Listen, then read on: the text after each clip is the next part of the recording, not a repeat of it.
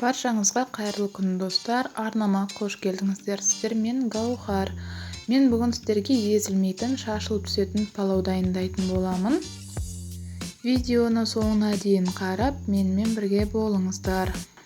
Және де арнамда бұдан да басқа езілмейтін макаронның рецептісі бар. Қарап көріңіздер. Видеоны соңына дейін қарап, подписаться батырмасын басып, каналға тіркеліп алыңыздар. Тамағымызды бастау үшін ең алдымен бізге ет керек. Оған мен қазыны да қосамын. Одан кейін бізге сәбіз, пияз керек. Тамағымызды қуыру үшін қазанымызға шамалы май құямыз.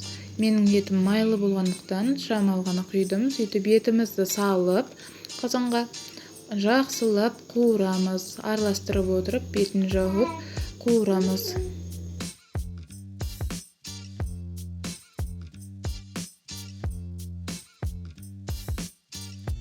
Етіміздің үстіне пиязымызды салып, ет пен пиязымызды тағы да қуырамыз.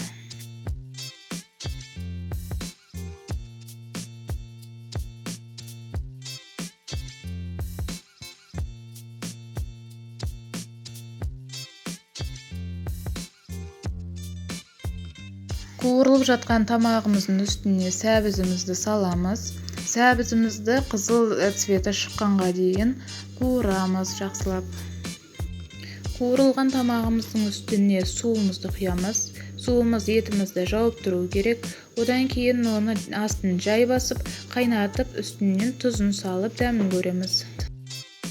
Тамағымызға мен чайник кесемен 1,5 кесе күріш саламын. Оны жуып тазалап аламыз.